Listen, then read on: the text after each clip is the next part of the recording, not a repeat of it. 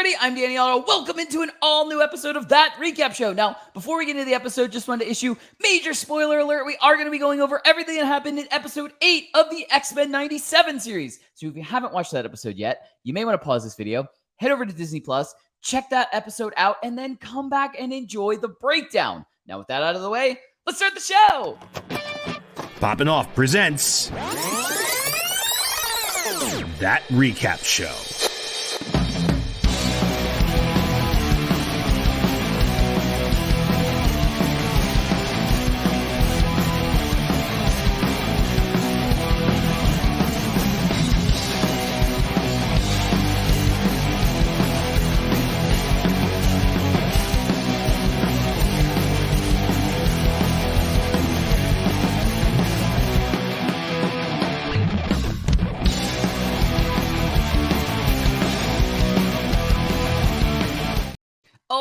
Joining with me to break down everything from episode 8 of the X-Men 97 series, it's Jon Jon Rico. Hello. Hello. A lot happened. Yeah, this was a jam-packed episode. I know when I looked at kind of the timing, because normally we get 24, 26 range of a normal episode. When I saw 33, I was like, okay, this is gonna be a little bit of a bigger episode. I was not prepared fully for the double stuff, triple stuff Oreo sake of an episode that we got. Yeah, and it's just part 1 of 3. I know. Yeah. I know. Could you imagine if we had gotten all 3 as released all together? Holy shit. But yeah, just like you were saying. The same day as the Bad Batch finale? No, I don't know if I could handle that.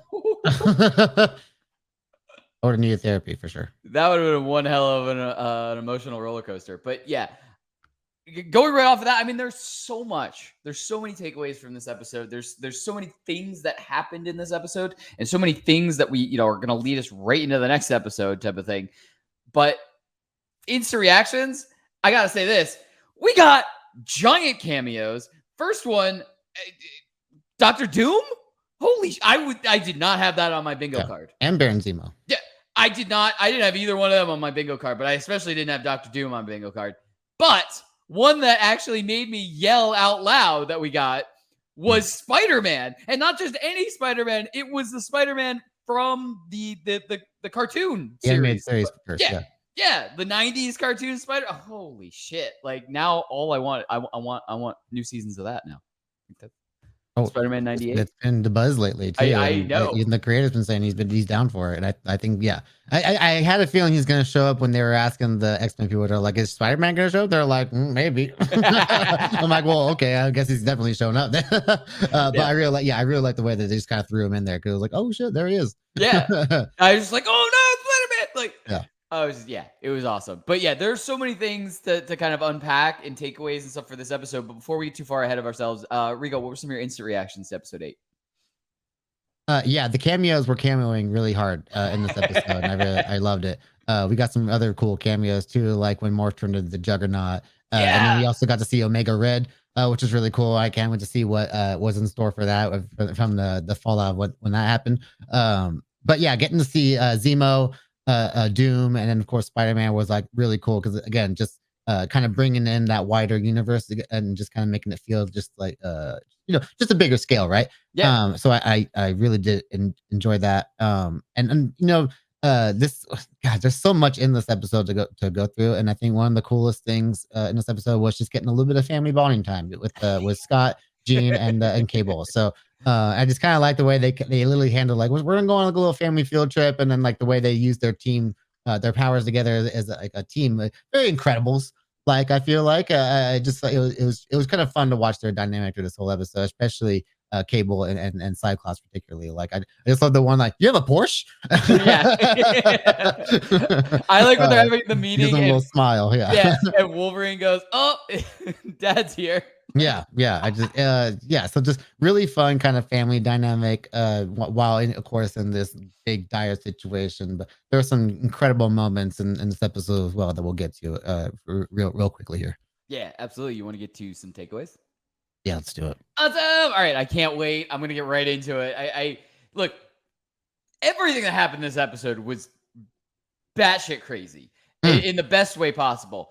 But And there are just so many different, like, just like you said. I mean, we had like kind of the Summers family, like with some fight scenes which were awesome. We had everyone basically. We had incredible, but the the fight scene itself that completely just blew me away, and I was like, holy shit. And I actually watched it again, was the Nightcrawler and Wolverine. Oh yeah, that As whole part of sequence was phenomenal. Not only did we get the fight, we had first person view of what it looks The like Banff. when, yeah, Yeah. that was insane. I That was was just that was my favorite shot of the entire episode for holy sure. And shit. probably my second favorite was Wolverine falling and slicing the Sentinels as he's Yeah, following to break his own fall.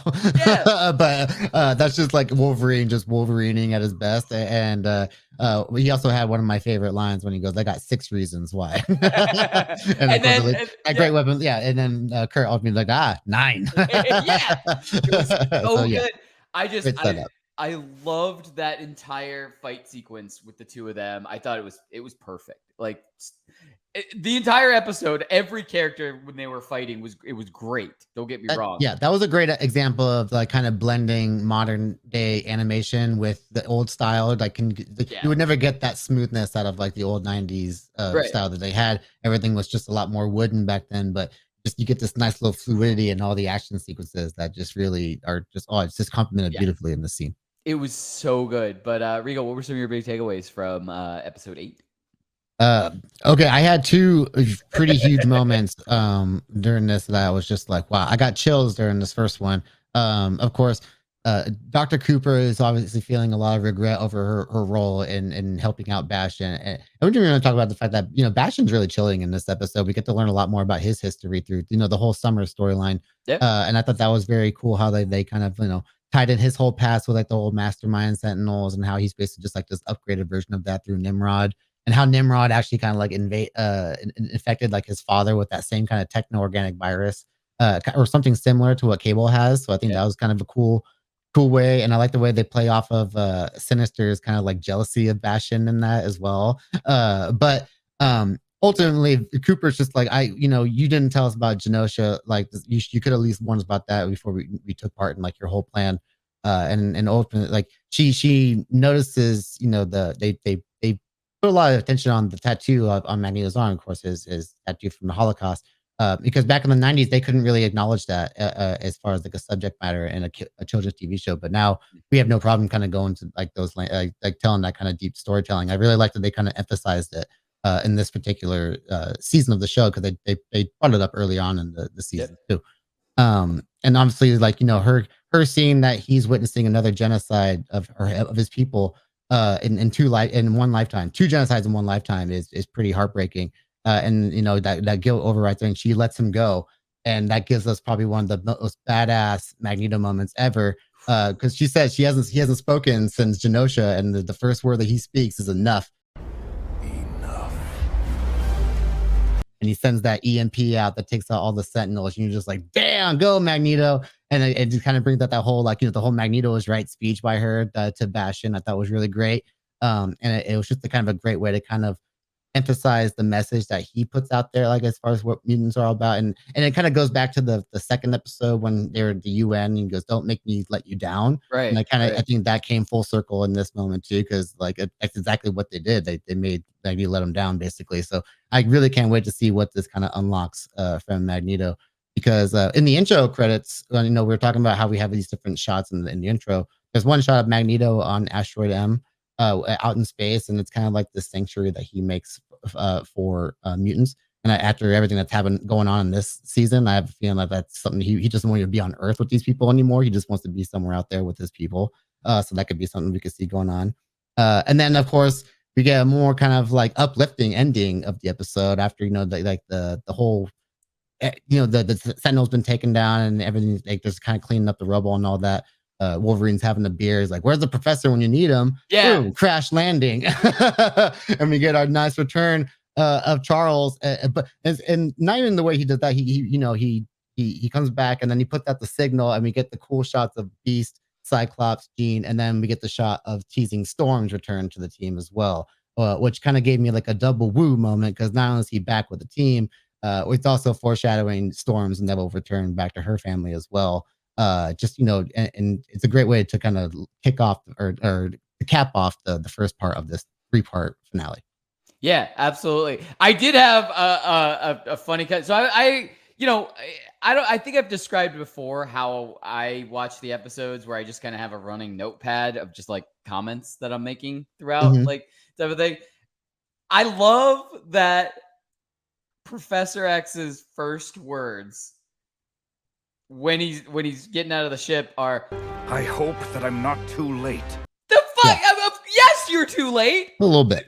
Yeah. There was just a genocide, and then there was just like an entire world of sleeper agents that just had to be taken out by a Magneto type of thing. Yeah. You're a little late. I just kind The of wrote, school's been destroyed. yeah, kind of just wrote, I guess better late than never. Like, I mean, it was just a comedic, like, just Too good. yeah, it was just perfect right there to say it, like type of thing. We gotta do some like live watch alongs sometimes. Maybe if we get a little bit more popular, we'll actually be able to do that in future seasons. Hopefully, we get multiple seasons of X-Men 97 type of thing, and we can actually do these every once in a while. We can do like a live watch along and have those moments. But before I talk too much about our future and about the future of X-Men 97, you want to get to some predictions? Sure, let's do it. Awesome. All right, why don't you kick off predictions? Okay. Oh yeah, and another thing I actually did love too was we get our first time getting to hear Xavier say "to me, my X-Men" because we got to hear it twice in the premiere with Cyclops and Magneto both saying it, which I thought was really great how they played that off in the first one, but it was very poetic to get to hear him say it at the end of this episode, and it made me really excited to see what's going to come next from this, especially with him and Charles and Eric both like up and going at the same time. Bastion doesn't seem too worried about it. I think he feels like it's still kind of playing into his plan a little bit, which what to me I still think is bringing them both together to create this onslaught Sentinel that I brought up last week. I still think that is the play for Bastion ultimately, and it'll be interesting to see how he's going to make moves to make that happen. But another thing I'm curious about is with the Doom and Zemo cameos, I wasn't 100% sure if it's like supposed to be the Masters of Evil that they're supposed to be, the group that Zemo is part of, and I'm pretty sure Doom's supposed to be part of it too. But it seems like they're funding Bastion to a degree, and so I wonder if like their involvement is what's also going to lead to like the wider Marvel world to get involved. We've had already appearances by Spider-Man, by Cap. How they'll be used. Spider-Man's technically a mutant in this universe. They have a whole episode sequence in the Spider-Man show where the X-Men come in and talk about him being a mutant. So I think that's really cool how they can fit him into this storyline. And we've had teases for characters like Hulk because of Thunderbolt Ross. So I wonder if we'll get to see the Hulk in some form. I really want to know what other heroes that they'll bring in to kind of spice things up for us, because it's really cool that we get these the core X-Men. Then we get Morph kind of turning into these other X-Men eventually. But I really want to get to see more like diverse lineups of like just teams, like just kind of like different shake up the mix a little bit. You know what I mean? I always like when you kind of like shake the roster up and you always kind of like swap people out with different people, and it just kind of makes it more fun and interesting. Yeah, I mean, kind of like what I was saying in takeaways. I really hope that we get multiple seasons so we can have multiple kind of spreading, like just like you said, cast a wider net of heroes in general, not just mutants, not just Avengers, not just like heroes in general. There's so many that can be randomly pulled in that makes sense and stuff like that in storylines type of thing. Give me a story with Spider-Man, Hulk, and Wolverine. I'm dying for that. They're so great together in comics. I need to see them together on the big on silver screen or the TV screen. I am in. Like yeah, absolutely. As far as predictions for me, I know you had brought this up a while ago, and it was based off of just like looking at kind of the kind of the intro stuff that we've been getting week to week. And this was one of them where we were seeing Robbie's character and then a quick shot to the Phoenix. Right. Yeah, they've been showing that one for the last few weeks. And I'm wondering why they're still they've been harping on these last few shots the last few weeks to kind of they didn't change them out. So so now I'm kind of on that side of I I'm with you now. I'm going down the same train of thought as you. Right. I think not only does Robbie have a bigger part in this storyline than immediately that we kind of thought, but I do think he is going to be the key to either jump starting the Phoenix power in Jean or like working in tandem with her, like maybe boosting that power, like in some way, you know what I mean? Like I feel like I'm trying to figure out myself how it's going to all come together. And right. I'm wondering why those two shots are linked together. Like Right. there has to be something there. Yeah, and I mean just like you said, the power set is kind of very similar. Sun power, Phoenix, you know what I mean? Like they're just visually almost very, very similar. right, exactly. Yeah. So yeah, I'm on that side, and I don't have all of the elements there yet. That's the prediction. Is I'm kind of I just wanted to kind of go over with that, and every week that it's still in that intro, I'm thinking that they're giving us little breadcrumbs, and they're like, yeah, okay, just pay attention to Robbie, and then we're seeing like Robbie use his ability a little bit more in this episode, type of thing. Mm-hmm. If he had to, saving Jubilee, yeah, exactly. Also, we never see what happens to Robbie. Like I get that Magneto releases the EMP and it drops all the human Sentinels, but before that, the scene that we got before that with Jubilee and Robbie was the Sentinels were pretending that they were there to escort Robbie and Jubilee away, like not harm them, help them. They put the collars on them and kind of took him as prisoner. Right. So I'm wondering if they got to whatever destination they were taking them to before the EMP blast, and so now they've been captured. Like I don't know. Like, yeah, they're still kind of like if the EMP took out their Nightcrawlers as well. Like basically the whole world's without power right now, which is kind of crazy. So it's very interesting to see like where people are at this point. So yeah, there's a very good point that that happened, and then they're just kind of able to run away at that point. But I thought that scene was brutal because it kind of showed how smart the Sentinels were, because they saw they were in a situation to manipulate like kind of like the narrative that Bastion is putting out there, and then they did that exactly, and they made Robbie's mother be like, "No, you have to go with them." And it's just like, dang, that was brutal. The way it's pretty savage how smart like that whole plan is by Bastion. The fact that he's developed these robots to actually help kind of like create this conflict between humans and mutants, and they're very aware of the situation that they need to actually do to amplify that conflict even more. yeah, Which is wild. Speaking on Bastion, and I knew this was going to happen, and I was literally watching the scene when it was happening. And I was like, "You guys should not be there. Do not be staying there." Bastion's mother, when they go to his childhood home, and she's like, "Oh, they said that you would be coming tomorrow," and she's like, "How does this go pack?" I'm like, she's turning into something. Something is happening. Yeah. Like I was like, I don't trust any. Like, why are you guys staying here? Like, I was just like, you need to leave. And as soon as it happened, and she like started to like contorting and everything. Yeah, I was like, oh no, there it is. It's creepy. Yeah, I knew that was gonna happen. It was like every horror movie, every horror video game. Like I knew that was happening. I was like, yeah, and they're just like, we're just gonna play along. Yeah. Why? Why are you playing along? Yeah. Oh man, that was so much to look forward to. Yeah, exactly. There is so much to look forward to. But as we always say, that's what we think. Let us know in the comments below. What did you think of episode 8? And what did you think of the kickoff of this 3-part, I guess, finale of season 1? And what hero are you hoping kind of pops up next? Type of thing. It could be a cameo. It could be somebody that jumps in on the team to hopefully help and resolve the overall conflict in general. And as always, don't forget, like, subscribe, and turn on notifications to hear about all of our latest audio and video podcast releases. Bye, everybody! Poppin' Off presents That Recap Show.